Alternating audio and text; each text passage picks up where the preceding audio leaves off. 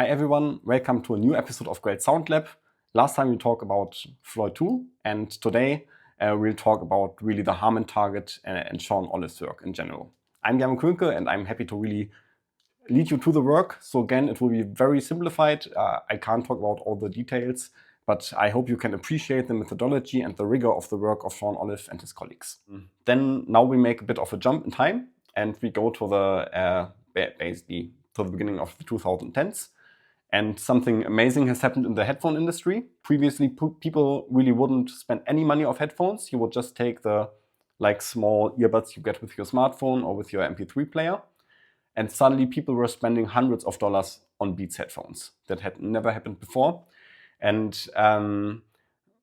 basically, Harman owned some headphone brands, most notably JBL and also AKG. And they saw, okay, well, people are only buying Beats headphones and they are spending so much money on it. Why may that be? And of course, as a marketing person, or let's say as any person, the first instinct is somebody else did it. And they said to the acoustic engineers, please replicate the sound profile of the Beats headphones, so with a lot of bass, because that's surely the reason for their success. And Sean Olive didn't quite agree. And he said, well, I personally don't really like the Beats tuning. And we can find a scientific way to prove that actually there's a better way to tune a headphone that is more preferred by people. That is really the biggest motivation behind this preference curve research, that you want to find a headphone that appeals to the biggest amount of people possible. And that was the kickoff, basically that people at Harman claimed that the Beats tuning is superior. So what he did in the first test, so I'll just basically give you now a rundown on a few papers. And the reality is I have to simplify it. I cannot just pull everything out of the paper because it's still behind the paywall. But still, I will just simplify and give you the gist of it. And the first paper here that he did is that he just took 6 headphones, different price levels, Odyssey, AKG, you see here, both, and of course Beats.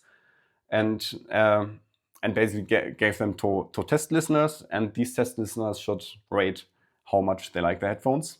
And unsurprisingly, like an Odyssey headphone for €1,000 was more preferred than the Beats headphones. But here you see the results. But what's really interesting, for instance, is that this Odyssey headphone, which was most preferred in the study, doesn't have a frequency response that is in any way comparable to the Harman target that we know today. So maybe there was some bias in there. So that people see, okay, this is now a high value audiophile headphone, I like it more. So that is a big thing, that this cited bias of audio testing came back. That's a huge problem for research. And so Sean Olive knew, and his colleagues, of course, we have to change something in the methodology. But it was already a very good first proof point that what Beats has done in terms of sound is not ideal. Because of course they also did in the testing basically feedback in terms of how balanced do you think is this headphone, do you have any comments? And then the Beats headphone received some negative comments, of course. And the more neutral the headphone was, the more people gave it basically a higher preference rating. So that was basically the big takeaway. So first, there were huge differences between the headphones in terms of preference, and that's a good thing. Else I wouldn't be sitting here if every headphone sounded the same. That the balanced headphones were the most preferred, and the more a headphone deviated from balanced, the more negative comments it got. And generally the properties of a more preferred headphone is that it was smooth, that it was well extended into the bass, and is generally flatter in terms of frequency response. And that is something that exactly basically mirrors what Floyd 2 found out for loudspeakers. So that was the first step. So first, that sound quality is different between headphones. That's fantastic to know.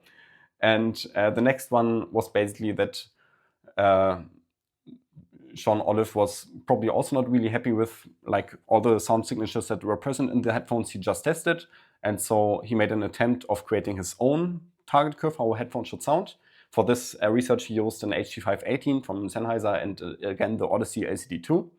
And the reason for this is that open over-ear headphones have very low variance generally between people. And that is an important part, because if you have a closed headphone, which may not seal perfectly for every person, then suddenly the bass variation can be very large. And one of the biggest differentiators for perceived sound quality is always basically the amount of bass. So you need to take out this variance, and that is one of the reasons why these products were chosen. And the gist of that research is that he took different accepted standards for tuning. So he, of course, took the stock tunings of the headphones. He took diffuse field tuning and free field tuning, which we talked about in the previous episode. And then his own developed target. And that own developed target is based on a previous research of his, because he previously also looked into preference for loudspeakers. And as you still remember, a good loudspeaker should be flat, basically in a free field. But once you put it in a room, should it still sound flat? So if you just measure it, and the answer to that is, he gave it basically, is that no, it shouldn't be flat. So that people generally prefer that a loudspeaker has like 6 dB lift in bass, and that it slopes gradually down in the treble, like 2 or 3 dB. So that was his key finding, and so he had 2 different targets. So one that is just flat in the room with a bass boost, and one that was sloped down with a bass boost. And he basically just copied that response that he got in a reference room with his loudspeakers onto the headphones.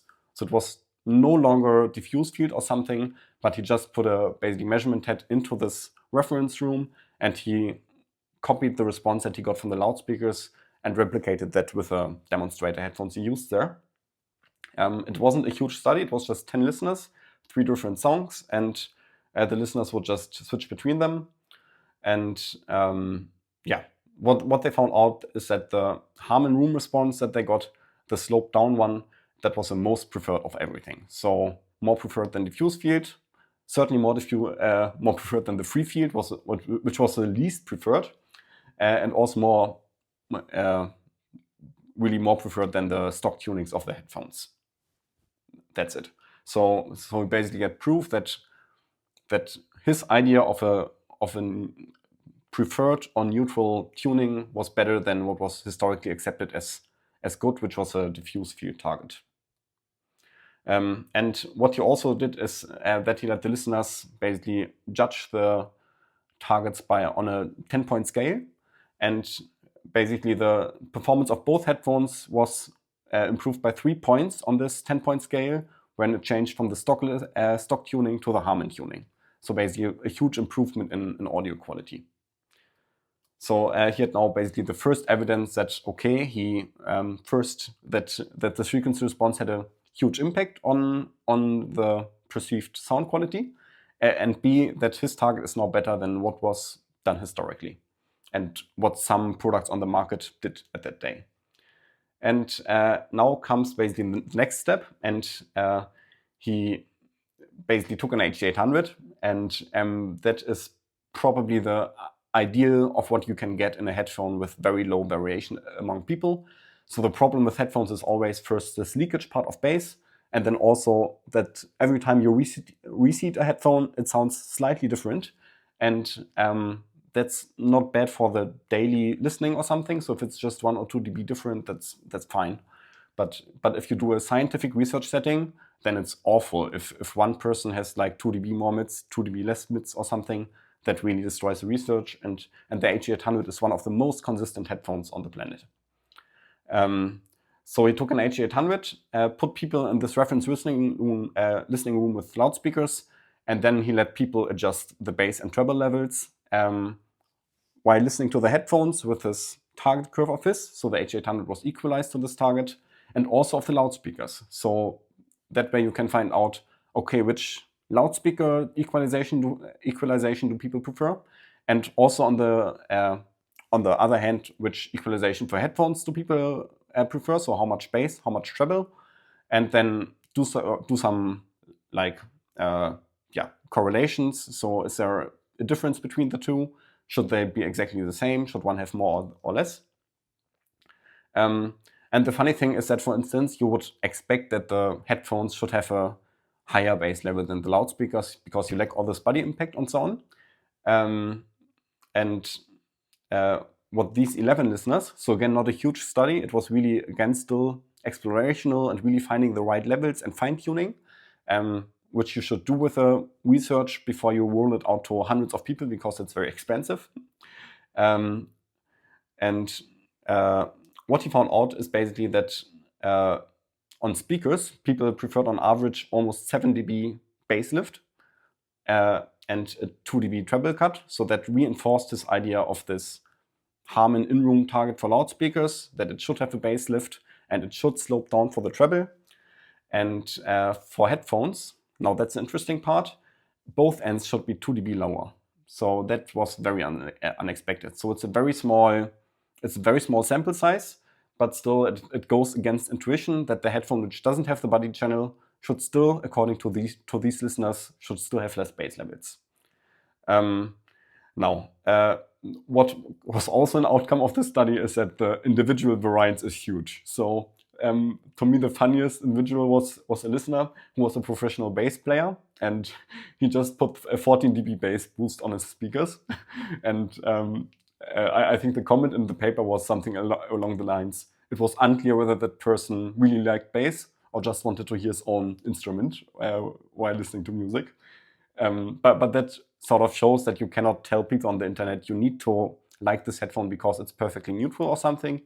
It's really completely individual. Some people like a 20 dB bass boost. Some people like flat bass or even negative bass. You cannot dictate that to anyone. It's individual.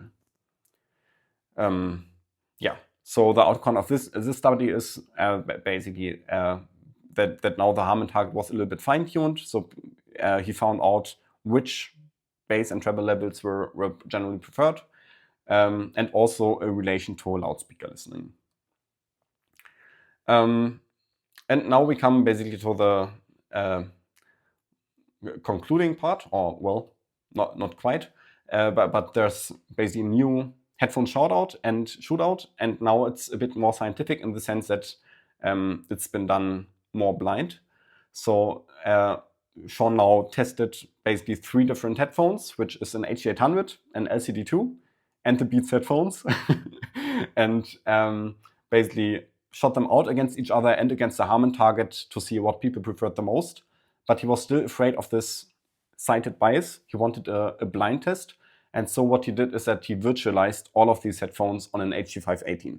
So basically he recorded all the frequency responses of the headphones I just mentioned, and then applied this impulse response filter to the HG518, so that a listener can just switch between H800 sound signature and LCD2 sound signature at a button press, and he could also do it blind.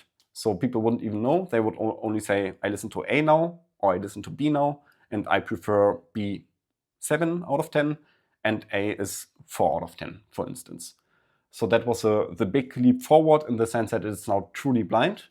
What's bad about it potentially is, of course, that you now only have the frequency response and the minimal phase components, but that's for another day. What he found out, what you see here is that the Harman target was preferred the most. So it got a 6.4 rating. And the H800, so the original Peaky Boy H800 with a huge treble spike, got a 5.8. So it was just 0.6 points behind the Harman target, where people say the Harman target is the best thing you can have, and the H800 is hard to listen to because it has so much treble. The reality is they are very close together, and they're both ahead of the LCD2 and, of course, the Beats headphones. And what separates the study now from the studies before is that it was huge. So they had over 200 listeners. They had listeners from Canada, from US, from China, from Germany. What can I say? It was really a solidification of that this Harman target is something that is that works well for a lot of people across nationalities and basically across age, gender, experience. All had the same ranking of sound quality. Exactly. And now comes basically the big punch. So the next step was to again use the virtual headphone testing, this time with an AKG K712. And with this time, the Harman target was compared with 30 headphones from the industry. So really a huge bulk of headphones. And basically the outcome of the study is, and of course, people didn't compare 30 headphones at once, but it was always in groups of 7, so that you still have some sort of can remember what you're even doing, because if you're comparing 30 headphones, then you would go mad. But what he found out is that Harman basically dominated the field in terms of preference. There were only 4 headphones that matched the Harman performance in terms of preference. And it was all cheap headphones, so all below 200 euros or dollars. There are some really interesting results. So for instance, the H800 was more preferred than an HE650. And that is really interesting because the HE650 follows Harman a bit more than the H800 does. And if you ask people online, then they would say the HE650 is super well tuned and the H800 isn't so much. And yet, when they are virtualized to the same headphone, people in this study preferred the H800 very clearly. And what he found is that basically built on this huge amount of data, so having his Harman target and measuring basically the deviation from the Harman target of all these headphones, he could predict whether people would like the headphone with an 86% accuracy. So he built in a statistical model which enabled you to basically say, I don't need to listen to this anymore. Basically, this will have a very high preference rating if it's very close to the Harman target. That is a target behind it, or the goal behind it, behind this research. And there are a bunch of other papers, but in terms of over-ear headphones, I think this is the first good step, and shows you basically how, even though it's very, very simplified, the methodology that was employed, as I said, the research is really invaluable, and it continued on from then on. So what is also quite well discussed is the in-ear target then. So this was all for over-ear headphones, and he did the same thing practically for in-ear. So he just used he used the over-ear target that he just built and applied it just to an in-ear, and then the bass levels were lifted a little bit based on subjective experience. Then he let listeners validate again the bass and treble levels, just as had been done with the over-ear headphones before. And then when there was some final adjustment, there was some manual adjustments by the authors. So Sean Olive, Todd Welty, and so on, they would discuss and do serious listening tests and see where small adjustments needed to be made.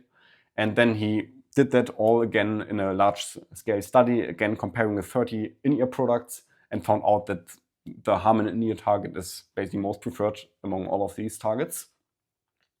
And again, they developed a statistical model which allowed you to predict the preference of a specific frequency response. So that is basically, let's say, a quick recap of the history behind the Harman target.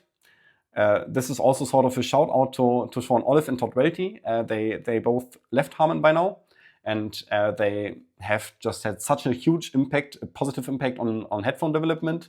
So if you think back 15 years, how headphones sounded back then, and then if you look at the headphone landscape today, the quality is just so much higher. And to me, it's a no doubt because of this Harman target and because of the research they have been done, and which was published by Harman. So big shout out to them.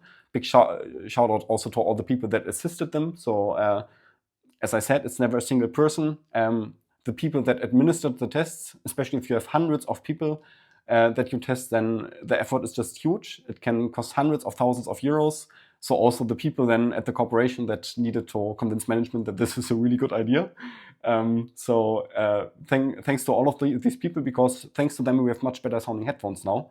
And I think people have a basically much more enjoyable time with their music. So that's it from me for now. In the next episode, I will sit down with Axel, and then we'll discuss basically where could the research be expanded. Because this is amazing. This has really laid the footwork for standardization and headphone tuning.